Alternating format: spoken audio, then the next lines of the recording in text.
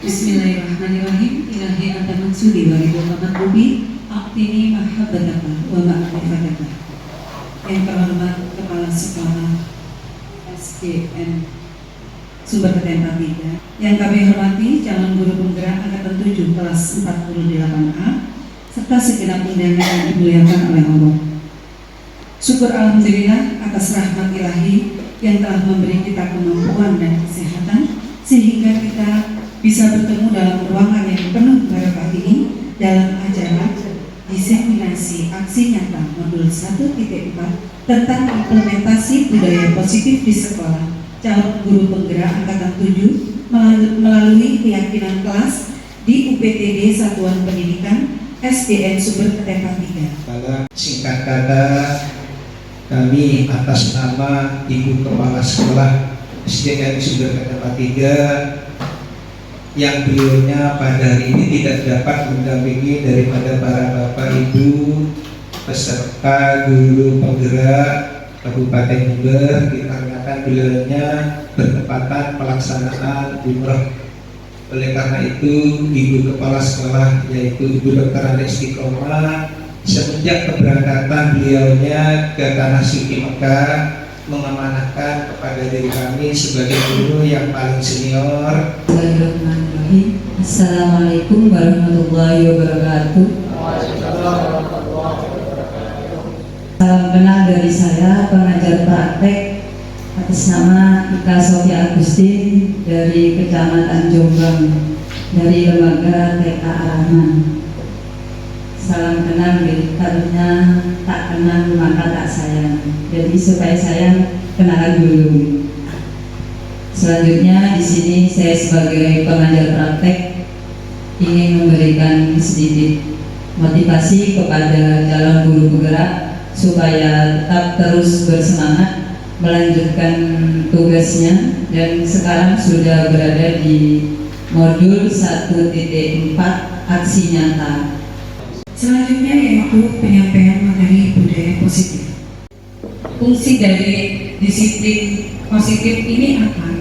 Ini untuk mewujudkan angan-angan ibu guru semua. Angan-angannya apa? Tercurah pada visi dan misi di sekolah itu. Maka disiplin positif ini adalah upaya-upaya untuk mencetak anak-anak ke arah sana. Jadi disiplin-disiplin ini yang membentuk karakter anak supaya bisa menjalankan, bisa di lingkungan tersebut, di lingkungan sekolah tersebut bisa membudayakan budaya positif.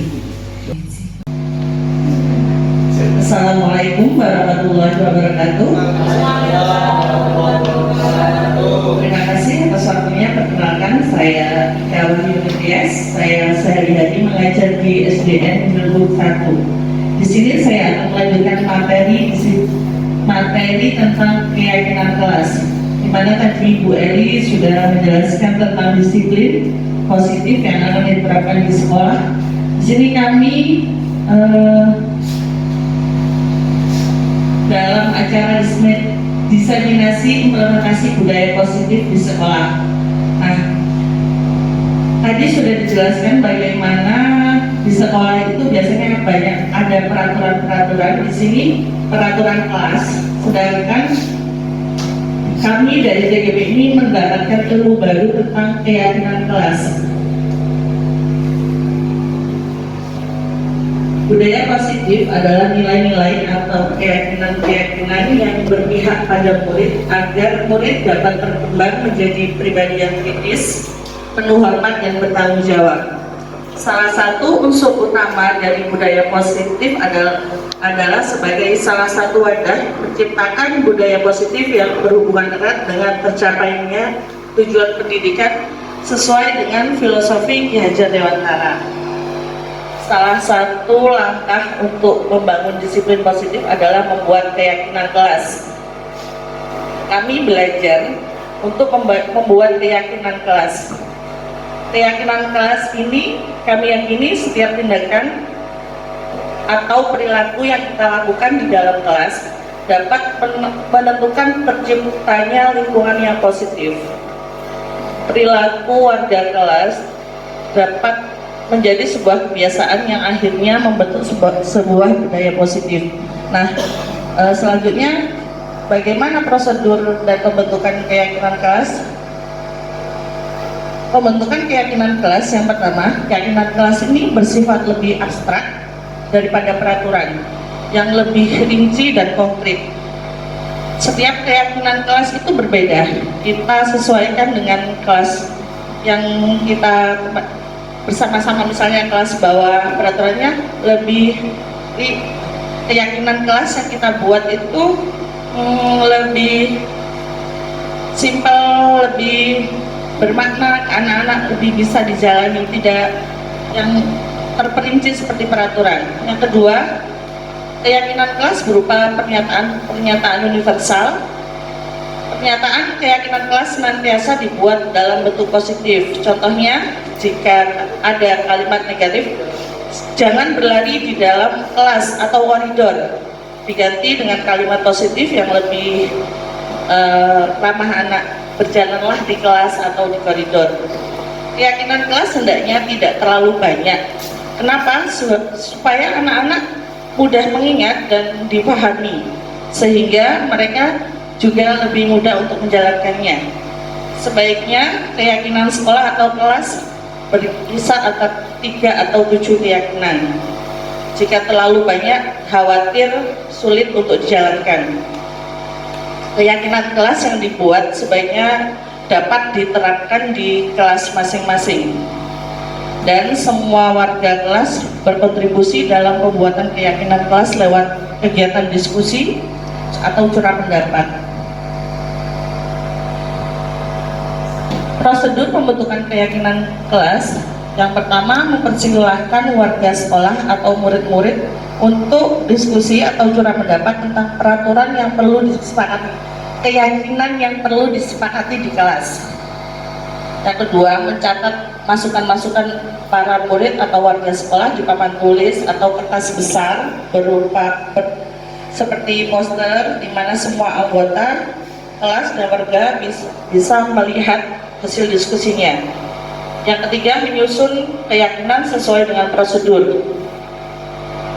Tadi di awal pembentukan yaitu mengganti kalimat-kalimat negatif menjadi kalimat yang positif. Yang kemudian salam hormat, berjabat tangan, namaste, meletakkan tangan di dada atau salim. Selanjutnya, memberikan ruang bekerja dan postur tubuh yang tenang. Terima kasih. Begitu berikut materi yang tentang keyakinan kelas. Materi selanjutnya. Assalamualaikum warahmatullahi wabarakatuh.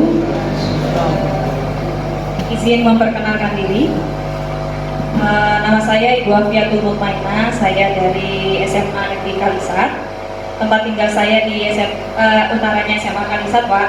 Ada perumahan baru di sana, hanya berapa unit. Nah, disitulah rumah saya. Monggo Bapak Ibu apabila lewat mampir. Yang terhormat Kepala Sekolah, saya mewakili Dewan Guru dan teman-teman CGB. Di sini saya bukan menggurui, ya, hanya izin share sedikit ilmu yang kami dapatkan di Guru Penggerak, agar teman-teman yang di sini, saya anggap teman-teman, kebetulan masih muda-muda di depan saya. Jadi agar tergerak juga hatinya untuk mengikuti program Guru Penggerak di angkatan berikutnya. Nah, ternyata di program Guru Penggerak itu sangat luar biasa, Bapak Ibu. Di sini kita diberi pembekalan bahwa ternyata menjadi seorang guru ini seperti ini. Awalnya saya menjadi seorang guru yang kaku, satu kaku, yang kedua lebih ke bagaimana anak itu nilainya harus bagus begitu. Nah, ternyata tidak. Setelah kita tahu filosofi Ki Hajar Dewantara menjadi seorang guru itu tidak seperti itu, Bapak Ibu. Nah, jadi satu, saya dituntut untuk menjadi guru yang ingkang sosok tulodo, menjadi teladan yang baik bagi siswa-siswi. Kemudian dituntut untuk membersamai kodrat alam dan kodrat zaman siswa. Jadi sebenarnya kodrat siswa itu bermain. Jadi yang benar, ketika Bapak Ibu di ranah SD, TK, PAUD membersamai anak-anak dengan bermain itu betul sekali. Nah itu yang susah bagi saya di SMA. SMA tuh rata-rata materi, nilai ujian begitu. Nah ini menjadi PR saya bahwa sebenarnya kodrat anak adalah bermain. Jadi bagaimana kita membersamai anak sambil bermain. Itu sedikit tentang guru penggerak. Program guru penggerak ini luar biasa. Monggo untuk mendaftar di guru penggerak. Oke, di sini saya akan menyampaikan seri ilmu tentang teori motivasi, hukuman, penghargaan, dan restitusi. Next Pak. Tadi sudah disampaikan keyakinan kelas. Mengapa keyakinan kelas itu penting? Penting Bapak Ibu, apalagi memulai KBM ya, memulai ajaran baru. Biasanya guru itu bukan keyakinan kelas, kalau dulu itu kesepakatan kelas ya. Atau kontrak belajar. Nah, kontrak belajar sama di program guru penggerak itu yang namanya keyakinan kelas, di mana keyakinan kelas itu disepakati secara bersama. Jadi tidak guru yang memutuskan. Rata-rata kan kita yang memutuskan ya Bapak Ibu. Tidak boleh terlambat, gurunya terlambat. Begitu kan biasanya ya. Nah, itu yang tidak boleh. Jadi kita harus membuat sebuah keyakinan di mana sama-sama diyakini antara siswa dengan guru, sehingga akan memunculkan motivasi intrinsik. Nah, motivasi ini ada dua Bapak Ibu, jadi motivasi ekstrinsik dan motivasi intrinsik, di mana motivasi intrinsik itu hadir secara kesadaran. Bagaimana sih untuk menumbuhkan motivasi intrinsik? Yang pertama, motivasi perilaku manusia itu ada 3. Untuk menghindari ketidaknyamanan atau hukuman. Yang kedua, untuk mendapatkan imbalan atau penghargaan. Yang ketiga, untuk menjadi orang yang mereka inginkan dan menghargai diri sendiri dengan nilai-nilai yang mereka percaya. Oke, next Bapak. Untuk menghindari ketidaknyamanan, rata-rata siswa kita disiplin ya, disiplin. Tolak ukur disiplin adalah biasanya mengikuti aturan yang ada, begitu gitu. Biasanya begitu tolak ukurnya. Padahal disiplin itu belajar, di mana pelajaran ini bisa merubah sikap atau merubah tingkah laku. Nah itu sebenarnya titik poin dari sebuah disiplin. Nah rata-rata anak-anak itu patuh terhadap aturan karena menghindari ketidaknyamanan atau menghindari hukuman. Daripada dihukum, begitu kan ya. Nah, kemudian muncullah di situ pertanyaan, apa yang akan terjadi bila saya tidak melakukannya? Jadi menghindari hukuman daripada di setrap, ya, kalau SD gitu ya, daripada disuruh keliling, nah lebih baik ikut aturan. Nah ini salah satu pemunculan motivasi yang paling rendah. Yang kedua, next Pak. Untuk mendapatkan imbalan atau penghargaan dari orang lain. Nah ini yang sering kita lakukan, memberikan penghargaan, memberikan penghargaan, memberikan hadiah. Biasanya begitu. Ayo, siapa yang bisa pulang lebih dulu, gitu kan ya? Itu yang sering kita lakukan nih. Ini satu tingkat di atas motivasi yang pertama tadi. Di sini orang berpelihan laku untuk mendapatkan imbalan, penghargaan dari orang lain, ingin mendapatkan mendapatkan pujian. Sehingga pertanyaannya adalah, apa yang akan saya dapatkan apabila saya melakukan begitu? Jadi sebenarnya ini tidak begitu bagus untuk diterapkan. Apalagi saat tadi menurut Bapak Kepala Sekolah yang mewakili, kita harus ikhlas begitu ya. Nah, poin yang ini jauh dari kata ikhlas begitu, karena yang diharapkan adalah penghargaan atau hadiah. Oke, next. Untuk menjadi orang yang mereka inginkan dan menghargai diri sendiri dengan nilai-nilai yang mereka percaya. Nah inilah sebenarnya yang perlu kita pelajari, yang perlu kita tumbuhkan di dalam diri siswa, bahwa untuk menghargai diri kita. Kenapa kita sebagai guru harus masuk tepat waktu, harus disiplin? Mengapa? Apa untuk diberi nilai plus oleh kepala sekolah? Tidak, tapi kita untuk menghargai diri kita, menghargai waktu. Oke. Sehingga motivasi ini dapat memunculkan dari dalam. Ketika kita sudah pada level ini, maka motivasi intrinsiklah yang kita dapatkan. Next. Kemudian bagaimana menumbuhkan disiplin secara internal tanpa paksaan? Rata-rata kita sebagai guru kan memaksa, tidak boleh begini, tidak boleh begitu, begitu kan, Ge? Monggo.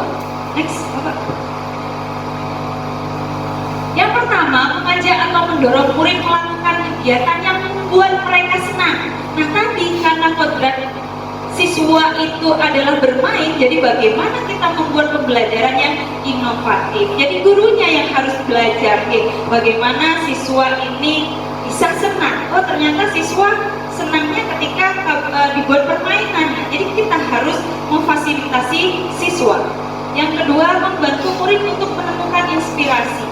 Yang ketiga, membuka ruang dialog dengan murid. Nah, inti dari semua ini adalah berdialog, menjalin hubungan bersama murid, berdialog. Jadi apa sih yang dibutuhkan anak ini? Apa sih yang dibutuhkan anak ini? Karena setiap anak unik, setiap anak memiliki kebutuhan yang berbeda.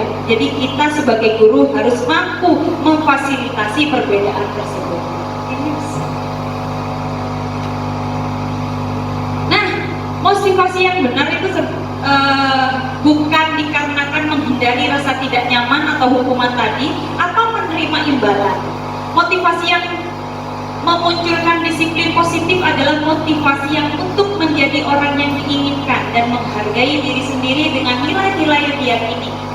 Motivasi karena hukuman dan penghargaan ini hanya bersifat sementara atau eksternal. Contoh begini, misal saya sering di kelas itu memberi hadiah.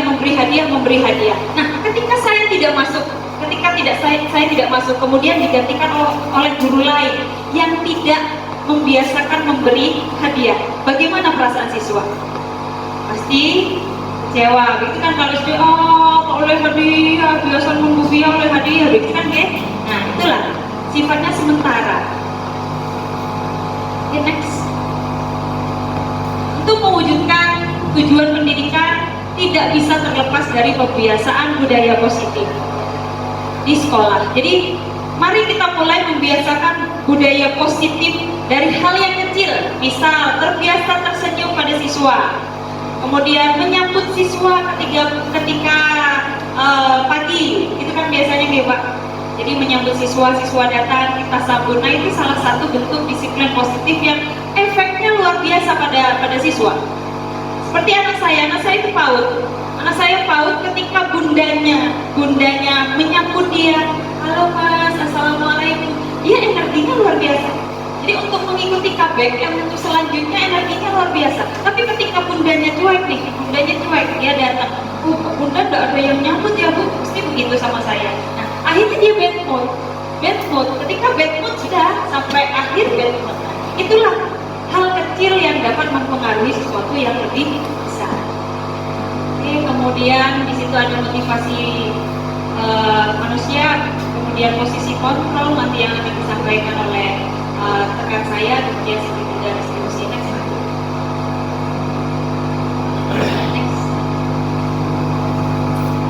Lalu bagaimana dong cara memotivasi murid tanpa pujian atau hadiah?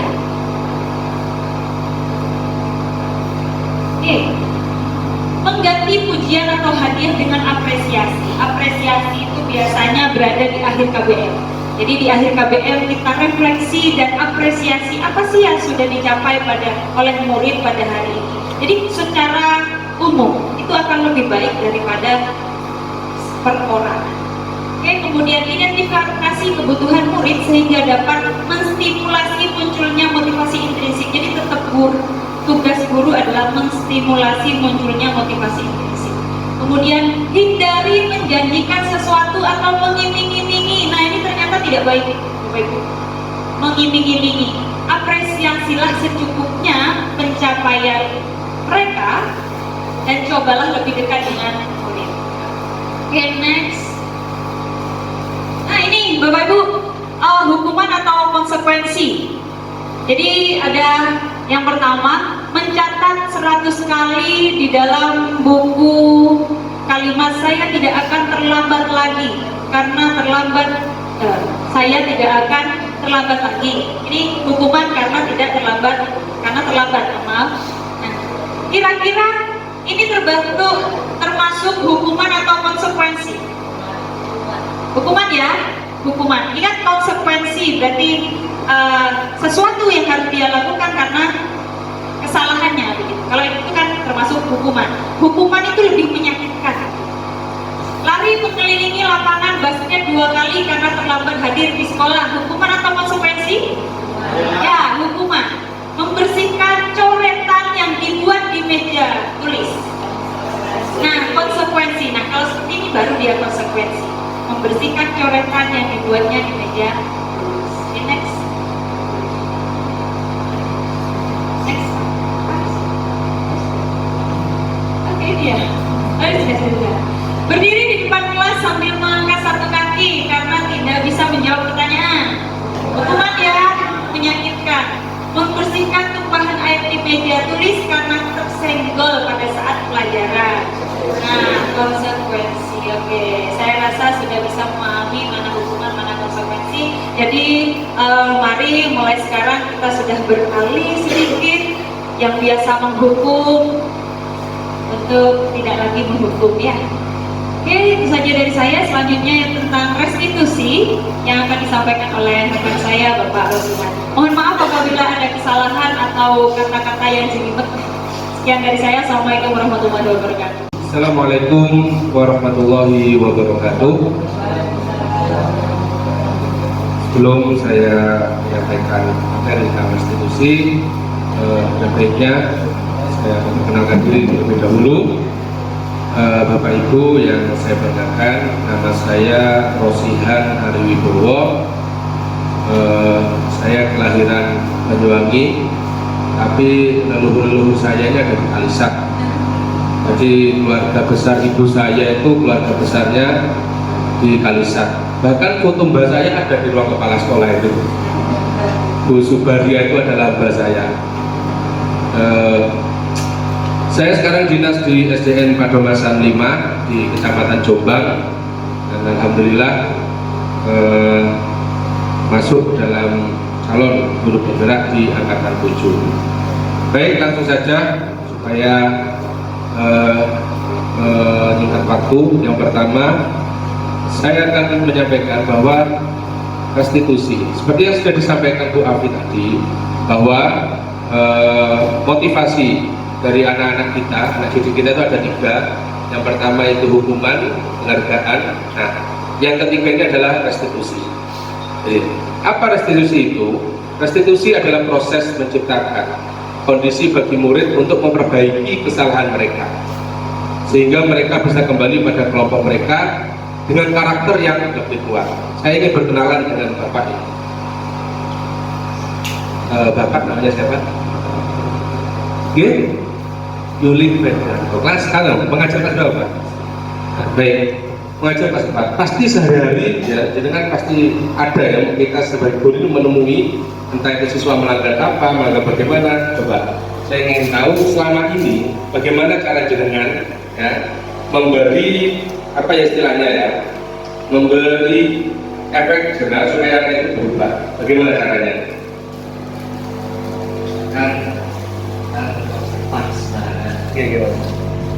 Biasanya anak itu egonya makan-makan di kelas, makan-makan di kelas, terus sampahnya buang di kolom meja. Nah, untuk mengakali itu, saya memberikan hukuman agar jerah. Nah, nanti anak-anak itu disuruh bernyanyi di depan kelas. Nah, gitu. Yang enteng-enteng aja, yang penting anak-anak sekiranya dapat untuk tidak mengulanginya kembali seperti itu. Terus efeknya bagaimana? Efeknya kira-kira anak-anak itu serasa malu gitu loh. Malu kalau disuruh diberi hukuman seperti itu. Ya, kayak seperti itu. Terima kasih. Terima kasih. Mungkin ada yang berpendapat lain. Ada yang lain atau menceritakan pengalaman? Coba, Bapak ini mengajar kelas berapa?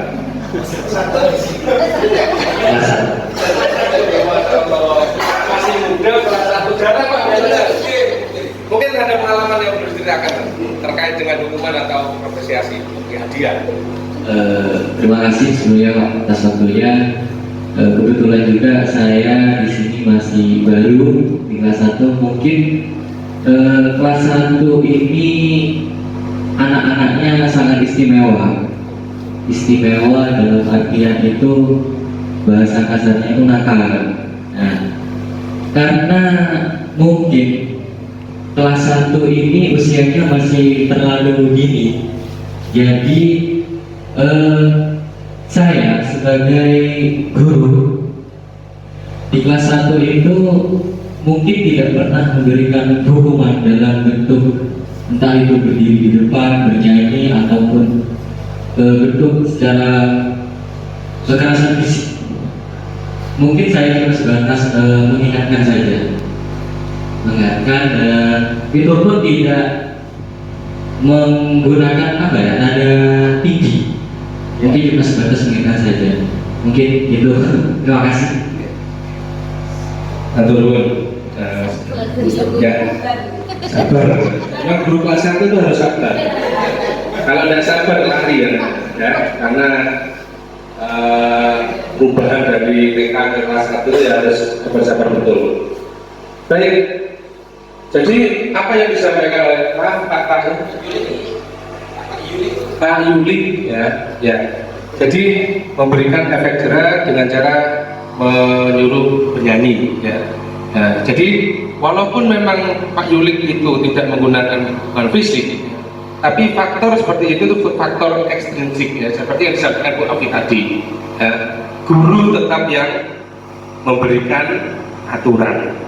Kalau direstitusi ya, jadi bagaimana cara kita sebagai guru membangkitkan ya, memperbaiki kesalahan mereka ya, sehingga mereka bisa kembali Pak Babang, slide yang sebelumnya ya, membantu murid berbimbing tentang orang seperti apa yang mereka inginkan, ada teladan, jadi ada kesadaran di dalam diri mereka sehingga mereka mau berubah, ada nilai-nilai positif yang mereka pegang sehingga mereka tidak mengulangi kesalahan yang telah mereka buat.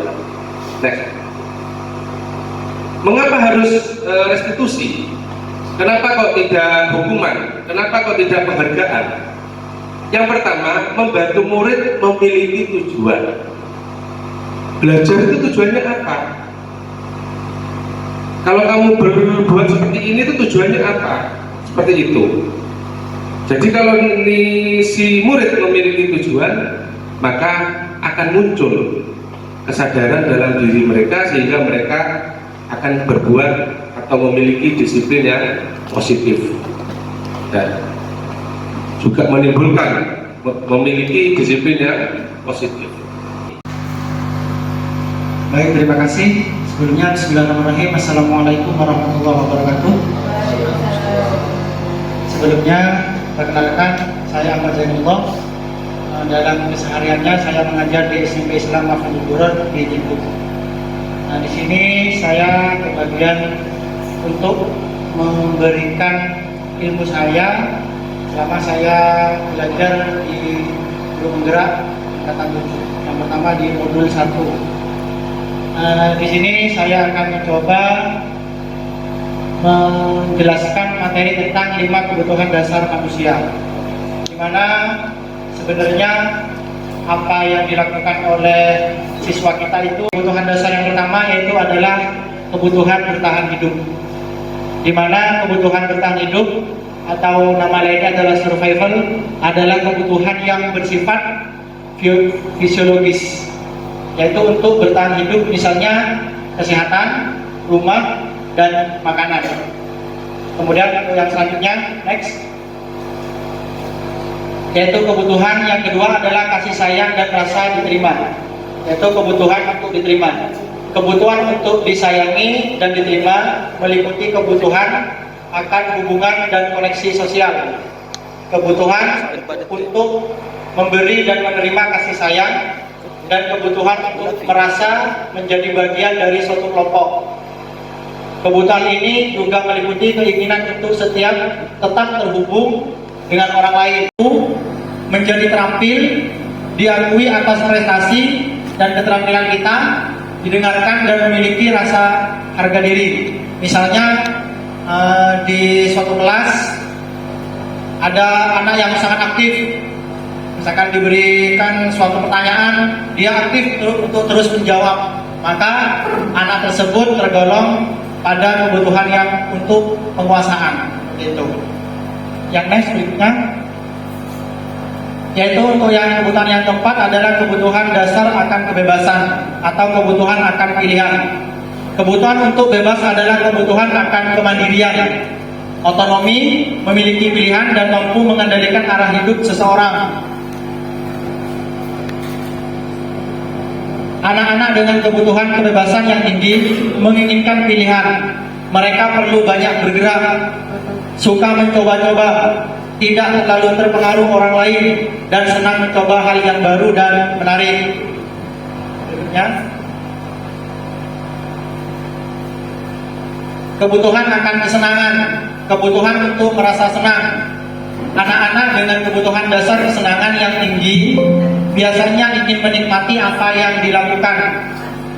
Mereka juga bisa berkonsentrasi tinggi saat mengerjakan hal yang disenangi. Mereka juga suka permainan dan suka mengoreksi barang, suka bergurau, suka melucu atau berkomedi, dan juga menggemaskan. Bahkan saat mereka bertingkah laku buruk, mereka masih terlihat lucu. Biasanya kebutuhan ini sangat terpenuhi pada saat kegiatan olahraga. Biasanya kebanyakan siswa, terutama di sekolah saya, itu kalau sudah waktunya olahraga mereka senang sekali, bahkan banyak yang masuk. Tapi kalau sudah pelajaran saya matematika, mereka banyak yang jarang masuk, seperti itu. Berarti saya pribadi sebagai guru matematika harus memenuhi rasa kesenangan mereka, seperti itu. Dan bersyukurlah guru-guru olahraga yang bisa memenuhi rasa kesenangannya, seperti itu.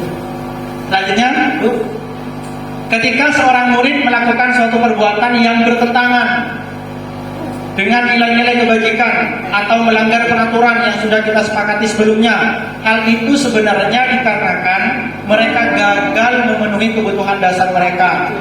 Bismillahirrahmanirrahim. Assalamualaikum warahmatullahi wabarakatuh. Untuk materi yang selanjutnya masih perlu perkenalan.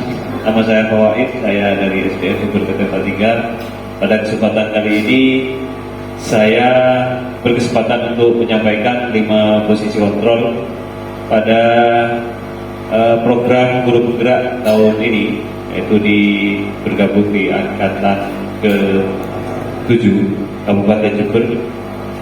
Kami sudah melaksanakan modul 1 dan terakhir ini adalah aksi nyata di modul 1.4. Bapak Ibu, perkenalkan pada kesempatan kali ini dari apa yang telah disampaikan oleh teman-teman di depan saya sebelumnya, pada lanjutan di materi ini yaitu 5 posisi kontrol. Pada 5 posisi kontrol yang akan kita bahas ini adalah bagaimana ketika keyakinan kelas, budaya-budaya positif yang sudah ditanamkan di sekolah. Karena semua penanaman budaya positif tidak akan murni lancar begitu saja, pasti akan ada kendala dan tantangan yang akan kita hadapi. Dan kita sebagai guru, bagaimana cara menghadapi tantangan dalam terus meningkatkan budaya positif yang sudah kita kembangkan di sekolah. Terus terang pada saat ini budaya positif semua CGP atau calon guru penggerak mau tidak mau harus menerapkan di sekolah masing-masing. Paling tidak belajar di ranah kelasnya masing-masing.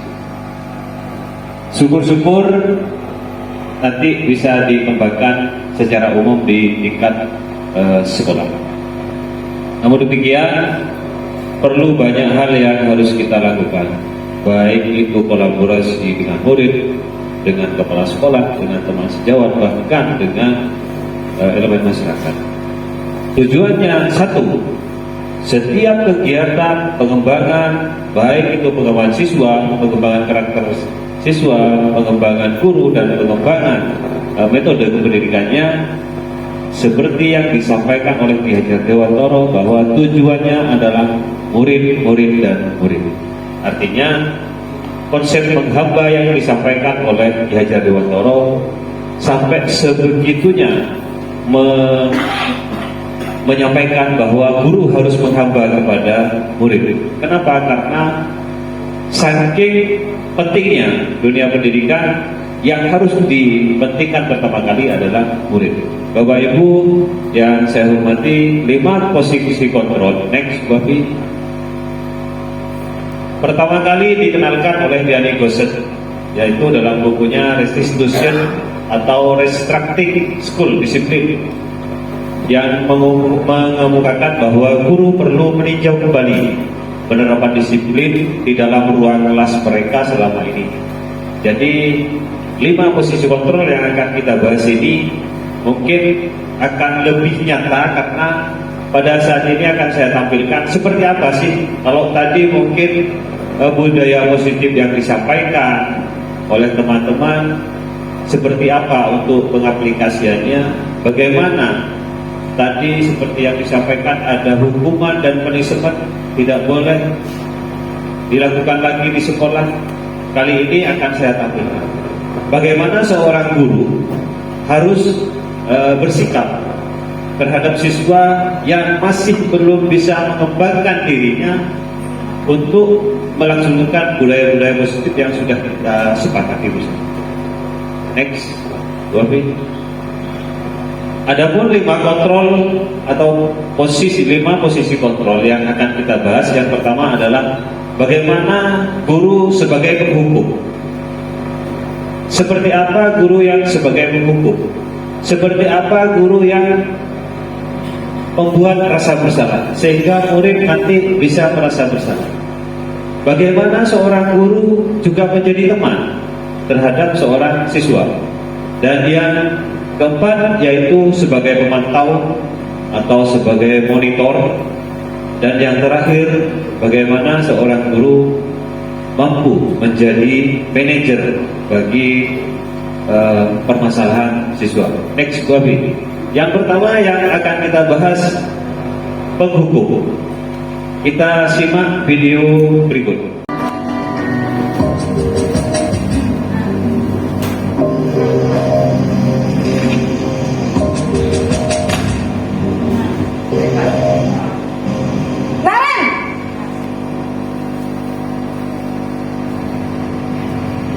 Selamat pagi, Bu. Mbak, kamu deh pasti terlambat. Maaf, Bu. Saya... Apa? Apa coba? Alasan kamu apa lagi? Kapan sih kamu tidak terlambat? Malas sekali ya kamu jadi anak. Saya... Dasar pemalas. Gak kapok-kapok sih kamu. Sudah berapa kali terlambat? Sana, kamu keliling lapangan basket. Bapak Ibu, itu adalah contoh dari guru yang berada pada posisi sebagai penghukum. Apa saja ciri-ciri dari guru yang sebagai penghukum? Yang pertama, guru tersebut cenderung untuk selalu berkata, patuhi aturan saya atau awas. Assalamualaikum warahmatullahi wabarakatuh. Bagaimana kabarnya? Alhamdulillah, luar biasa. Terima kasih, Bu, masih tetap semangat. Dan juga saya ucapkan banyak terima kasih kepada SDN Sumber Ketapa 3, yang mana di sini ada Bapak Daeng dan juga Ibu Kepala Sekolah yang tidak bisa hadir karena ada kegiatan di luar. Sekali lagi saya ucapkan terima kasih. Nah, pada ini yang terakhir adalah penerapan institusi pada peserta didik. Itu bisa dilaksanakan dengan penerapan 3 tahap. Yang pertama, kalau menurut Diane Gosset gitu ya. Kalau saya tidak bisa bahasa Inggris, saya bacakan untuk Diane Gosset, Restructuring School Discipline 2001. Yang mana ini untuk memudahkan kita untuk melakukan atau mencarikan solusi untuk peserta didik. Yang mana yang dalam segitiga restitusi, yang itu yang pertama adalah menstabilkan identitas. Kenapa dan mengapa? Dan juga setelah distabilkan identitasnya, lalu dilanjutkan dengan validasi tindakan yang salah. atau validate de misbehavior. Dan yang terakhir adalah menanyakan keyakinan, yang mana dalam hal ini nantinya pasti berhubungan dengan kesepakatan kelas yang sudah dibuat di awal dan juga keyakinan kelas yang sudah dibuat di dalam kelas. Karena dalam setiap kelas pastinya ada kesepakatan, sehingga kesepakatan melahirkan sebuah keyakinan kelas. Nah, di situ dalam segitiga itu sih, yang pertama untuk menstabilkan identitas, yang kedua adalah validasi tindakan yang salah. Di situ ada pastinya ada alasan mengapa melakukan sebuah kesalahan. Yang kedua, adakah cara yang lebih efektif untuk mendapatkan apa yang diinginkan oleh murid. Karena dalam hal ini, dalam budaya positif, semuanya tetap kepada siswa atau murid. Yang berikutnya adalah menanyakan keyakinan kelas, apa yang telah kita sepakati. Jadi seorang murid harus bisa menyepakati dan bisa meyakinkan sebuah kelas tersebut. Dan yang terakhir bisa ditanyakan yang ingin disampaikan oleh siswa atau solusinya. Nah, tahap 1 di situ sudah berbuat salah. Berbuat salah itu tidak apa-apa, tapi cekut ya begitu. Nah, yang itu tidak ada manusia yang tidak sempurna, itu katanya ya. Yang ketiga, saya merasa melakukan kesalahan seperti itu, dan kita bisa menyelesaikan masalah tersebut. Bapak Ibu tidak tertarik mencari siapa yang salah. Jadi kita tidak menyalahkan siswa, tidak mencari siapa yang benar, siapa yang salah. Dan kamu berhak, kamu menjadi teman yang baik buat dirimu sendiri. Jadi selain orang lain, kita harus bisa menjadi teman bagi untuk kita sendiri. Coba dilanjut dulu. Yang kedua adalah validasi tindakan yang salah. Di situ ada beberapa ucapan atau ada beberapa pertanyaan yang akan disampaikan oleh seorang guru. Padahal kamu bisa melakukan yang lebih buruk dari itu. Contohnya tadi sudah disebutkan makan di kelas. Siswa bisa membuang sembarangan di dalam kelas. Akan tetapi yang dilakukan siswa adalah diletakkan di kolong meja. Itu bisa lebih buruk dari itu lagi. Bisa ditaruh di dalam saku, apalagi beli colok bisa meledak. Nah, betul. Yang berikutnya, kamu pasti punya alasannya kenapa kok bisa makan di kelas, kenapa bisa terlambat dan sebagainya. Masalah pada siswa bukan hanya satu, ternyata banyak yang pernah kita lakukan. Dan kita secara tidak sengaja kita pernah menghadapi masalah tersebut dan juga pernah memberikan solusi, akan tetapi tidak sampai kepada dalam 5 yang tadi, tidak sampai pada manajerial, hanya sampai ke pemantau saja. Terima kasih. Demikian tadi materi budaya positif yang telah dipaparkan oleh rekan-rekan kami CGP Angkatan 7 kelas 48. Sesi tanya jawab. Monggo dipersilakan buat Ibu dari peserta bisa menanyakan bagaimana budaya positif atau mungkin ada yang perlu ditambahkan di sini. Monggo. Terima kasih. Assalamualaikum warahmatullahi wabarakatuh. Terima kasih atas penyampaiannya dari awal sampai akhir. Alhamdulillah, kami selaku Dewan Guru di SDN Sumber kita banyak tambahan wawasan. Mungkin situasi dari lembaga tidak sama, terutama lembaga kami ini memang banyak kekurangan, terutama untuk pengetahuan anak kalau di SD ini kurang, sehingga tidak bisa menerapkan semua 100% yang dari awal disampaikan. Mungkin ada solusi atau tambahan-tambahan yang lebih mengena pada anak kita. Itu, terima kasih. Assalamualaikum warahmatullahi wabarakatuh. Waalaikumsalam. Terima kasih kepada Bapak siapa? Bapak Besandi. Monggo untuk teman-teman GGP yang bisa menanggapi dari Pak Rosian, monggo. Ini yang pengalaman jadi kepala sekolah juga Bapak ini penulis, wawasannya lebih dari monggo. Terima kasih atas pertanyaannya. Ya.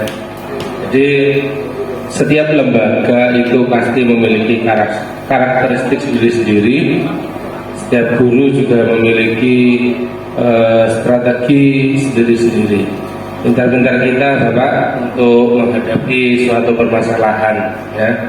Jadi apa yang disampaikan teman-teman ini tadi itu adalah pengetahuan kami yang kita dapatkan di pendidikan guru penggerak.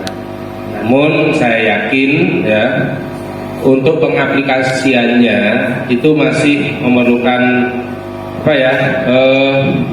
waktu lagi ya. Mungkin kita tidak bisa serta-merta mempraktekannya langsung di lembaga kita karena untuk mempraktekannya juga kita membutuhkan pengetahuan yang lebih. Seperti Bapak tadi menyampaikan untuk yang lebih konkret ya kita bisa menanamkan mungkin kebaikan-kebaikan Pak. Kita berikan nasihat-nasihat ya. Jadi kita tanamkan nilai-nilai luhur kepada diri siswa kita sehingga dengan nilai-nilai luhur itu mereka bisa menjadi pribadi yang berkarakter, yang memiliki tujuan sehingga nantinya timbul kesadaran pada diri sendiri untuk berbuat baik. Mungkin seperti itu Pak. Tapi tentu saja memang melakukan atau menggali kesadaran pada diri, terutama anak SD ini tidak bisa serta-merta seperti itu, harus dilalui atau melewati pembiasaan-pembiasaan. Insya Allah dengan pembiasaan-pembiasaan seperti 5S dengan budaya positif itu tadi bisa menimbulkan karakter yang kuat pada diri siswa. Mungkin itu dari saya. Assalamualaikum warahmatullahi wabarakatuh. Terima kasih atas waktunya.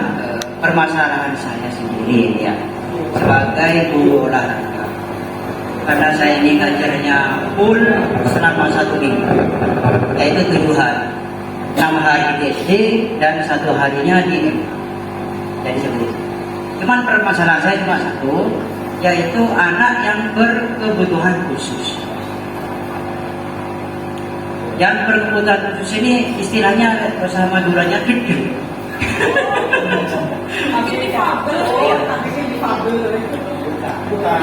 Bukan masalah bukan masalah lain-lain. Sudah saya terapkan seperti pendekatan, ya seperti juga yang dikatakan Pak Wahid sebagai teman juga sudah pernah. Tapi masih tetap aja apa itu memang karena sifat atau karakter anaknya memang seperti itu, sampai saya itu bilang pada guru yang lebih senior, Bu, mohon maaf Bapak termasuk guru kepala sekolah saya yang ada di sana, saya tidak bisa mengatasi anak. Mohon solusinya yang seperti apa? Ini dari saya. Assalamualaikum warahmatullahi wabarakatuh. Monggo Ibu Afi saya dibantu. Kalau dijawab sama temannya sendiri, ketika pengalamannya di SMA itu kan banyak anak yang luar biasa. Mungkin bisa diterapkan di SD. Enggak, pendapatnya.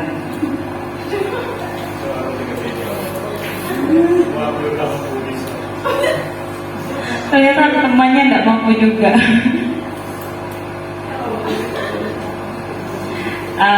Saya ingin bertanya semampu saya. Artinya pengalaman yang sudah saya terapkan di SMA, kalau saya bercerita yang versi SMA Pak, ya SMA pun banyak yang berkebutuhan khusus katanya, dan itu luar biasa.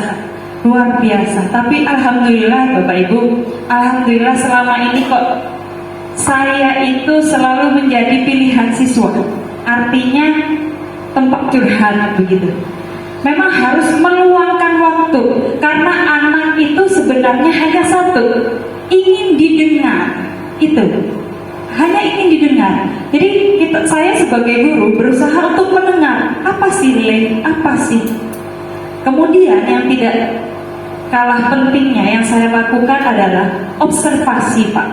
Sebenarnya anak ini apa sih kebutuhannya? Ya tadi, apa kebutuhan kesenangan, penguasaan, atau apa tadi? Ya, apa survive dan kasih sayang. Nah, apa kebutuhan anak ini? Itu yang harus kita observasi terlebih dahulu, baru kita cari solusi. Juga sering melakukan home visit. Saya pun juga begitu. Jadi sering saya melakukan home visit. Ini anak kenapa sih saya punya siswa? Dia selalu terlambat, Bapak Ibu. Tapi kelihatan baik, tapi terlambat terus. Saya observasi, ternyata rumahnya itu jauh sekali di tengah hutan. Saya baru tahu itu siswa saya ada yang sejauh itu. Di Bersalak, Pak, tahu Bersalak ya? Bersalak Curoju, Mbak, Curoju masih masuk. Jadi dia berangkat tuh setengah 6. Saya observasi, datang saya ke sana, Pak, sekalian nyari pankes gitu. Ya, guru yang lain tidak tahu, Pak. Guru yang lain tidak tahu dan tidak menyempatkan. Nah, saya menyempatkan, sekalipun saya bukan guru BK, saya menyempatkan karena saya orangnya suka jalan, bergerak ongku kalau saya, Pak, bergerak dekat jalan. Nah, datang nih, Pak. Oh, ternyata masalahnya di sini. Masalahnya jarak dia yang jauh, sepeda dia yang kurang memadai begitu. Oh, ternyata ini masalah dari anak ini. Gitu. Jadi setelah observasi, setelah kita lakukan home visit, kita mulai melakukan pendekatan. Akhirnya kita ikut dulu maunya anak ini apa. Kalau saya biasanya seperti itu, Pak. Baru nanti setelah terjadi pendekatan, baru kita bisa menjadi orang yang didengar. Karena rata-rata anak-anak tidak mau mendengarkan kita kalau kita bukan pendengar yang baik. Jadi kita pendengar yang baik dulu sudah, ayo tampung. Baru nanti dia akan mau mendengar kita. Karena rata-rata anak-anak yang seperti itu tidak mau mendengar gurunya, Pak. Bahkan dipanggil guru BK waktu itu mau. Baru saya suruh, Mas, kamu juga guru BK mau akhirnya. Itu sih selama ini yang saya lakukan, Bapak. Kemudian membuat keyakinan itu memang benar. Di sekolah saya itu setelah pandemi luar biasa perubahannya. Setelah pandemi, ternyata pandemi itu mengembalikan sekolah ke titik nol. Jadi disiplin itu sudah jauh tertinggal. Rambut sudah model-model sembarang, make apalah begitu ya, digaris-garisi sembarang. Intinya sudah mulai menurun sekali. Nah, akhirnya setelah program guru penggerak tadi, Bapak Ibu, kita buat kesepakatan bersama. Jadi peraturan, kalau di SMA nggak bisa kalau nggak ada peraturan memang, Pak. Jadi sedikit bertolak belakang. Tapi peraturan yang kita buat adalah peraturan satu yang ramah anak. Ya, yang ramah anak, tidak ada bullying, tidak ada rasis, tidak ada body shaming dan lain sebagainya. Kemudian yang kedua, disepakati bersama. Jadi disepakati bersama agar mereka juga bertanggung jawab. Jadi tidak boleh kita buat peraturan yang kita hanya sebagai pembuatnya, tapi disepakati bersama, nanti ditandatangani bersama, saling memiliki. Inilah peraturan yang kita yakini. Baru mereka bisa menerapkan dengan baik, dan alhamdulillah itu berefek. Memang susah, mengawali sesuatu memang susah, Bapak Ibu. Nah, satu lagi, kerjasama, kolaboratif antar guru, itu penting. Tidak bisa kita berdiri sendiri, mentang-mentang Pak Fawaid CGP-nya gitu, hanya Pak Fawaid saja, yang lain masa bodoh, tidak bisa. Tidak bisa, Bapak Ibu. Jadi sekolah ini apa kata kolaboratif, kita bersama, karena milik bersama. Jadi tidak bisa satu orang ketat, yang lain tidak, itu tidak bisa. Jadi memang harus bersama-sama, tertatih-tatih, sama-sama merangkak begitu untuk memperbaiki sekolah menjadi yang lebih baik, terutama mengatasi anak-anak yang berkebutuhan khusus. Bagi saya bukan berkebutuhan khusus, saya panggilnya itu anak yang kelebihan energi. Iya, tidak ada anak nakal, adanya anak kelebihan energi. Jadi bagaimana kita bisa menyalurkan energi itu pada hal-hal yang positif, begitu Pak. Bagaimana? Apa cukup atau masih kurang? Terima kasih. Sekian dari saya. Assalamualaikum warahmatullahi wabarakatuh. Terima kasih. Mungkin dengan jawaban dari pengalaman-pengalamannya Bu Afi bisa diterapkan sedikit demi sedikit. Jadi kalau misalnya kita hari ini langsung terapkan, langsung nyata aksi nyatanya kelihatan, itu berarti justru dipertanyakan. Nanti anak-anak ini diancam gitu ya. Jadi biar alami, biar waktu yang akan menjawab, tapi tetap sebagai guru harus mengupayakan yang terbaik untuk anak-anak. Terima kasih. Dan jawabannya. Kemudian ada lagi yang bisa ditanyakan di sini? Apa sudah pas? Oke, sudah. Alhamdulillah. Selanjutnya kami minta tolong dari peserta untuk memberikan kesan dan pesan dari apa yang kita lakukan hari ini, apa yang jenengan dapatkan. Dari peserta, monggo siapa yang bisa membantu kami di sini? Mungkin Mbak Is? Oke, monggo. Testimoni ya, untuk testimoni kita. Terima kasih.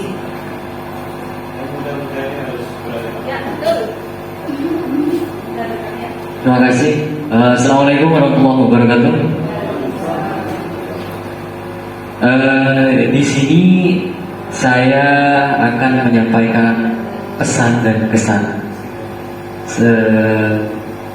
Sebelumnya saya mengucapkan banyak-banyak terima kasih kepada seluruh penyelenggara calon guru penggerak.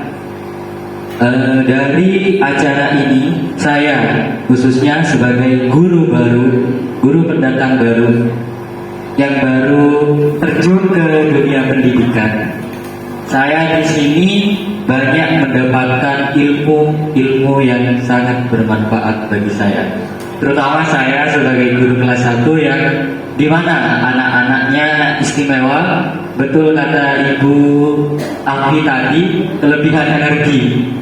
Meskipun anak-anak kelas 1 ini kecil-kecil ya anak-anaknya, tapi energinya itu luar biasa. Mungkin itu saja kesan dan pesan dari saya. Kurang lebihnya mohon maaf. Sekali lagi terima kasih kepada Bapak Ibu calon guru penggerak. Itu saja dapat saya sampaikan. Terima kasih. Wassalamualaikum warahmatullahi wabarakatuh. Sampaikan terima kasih. Alhamdulillah apabila kehadiran kami di SDN Sumber KTM 43 ini memberikan manfaat kepada guru-guru di sini, dan terutama yang hadir pada hari ini mendapatkan pengalaman-pengalaman baru dari sharing-sharing materi dan sharing-sharing pengalaman. Baiklah, untuk melengkapi acara kita pada hari ini, saya mohon Bapak Ahmad Zainullah untuk memimpin doa agar pertemuan hari ini menjadi barokah dan memberikan kemudahan-kemudahan bagi kita semua untuk menerapkan keyakinan kelas, juga budaya positif di lembaga kita masing-masing. Kepada Pak Zainullah, silakan.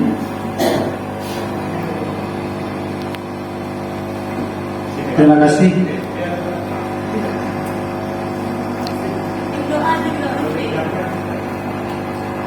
Mohon izin, kami di sini akan memimpin doa dengan cara agama Islam. Bismillahirrahmanirrahim.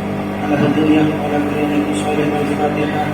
Alhamdulillah, insyaallah. Bismillahirrahmanirrahim. Ar-Rahmanir-Rahim.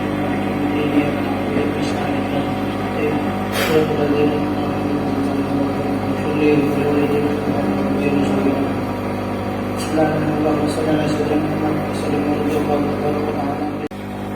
Sebelum saya tutup acara ini, saya akan membacakan tentang budaya positif di sekolah, ialah nilai-nilai atau keyakinan-keyakinan dan kebiasaan-kebiasaan yang diterapkan di sekolah yang berpihak pada anak, agar siswa berkembang menjadi pribadi yang kritis, penuh hormat dan tanggung jawab.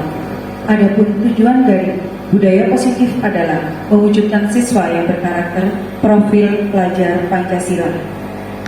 Dan yang perlu digarisbawahi, semua kegiatan mengacu kepada ramah anak. Dalam hal ini, guru pemegang peranan menjadi sentral contoh bagi lingkungan sekolah yang lainnya. Demikian demi acara telah kita lalui bersama. Saya atas nama pembawa acara mohon maaf apabila ada salah kata dalam penyampaian. Dan satu lagi, salam guru penggerak, tergerak, bergerak, menggerakkan. Assalamualaikum warahmatullahi wabarakatuh. Waalaikumsalam.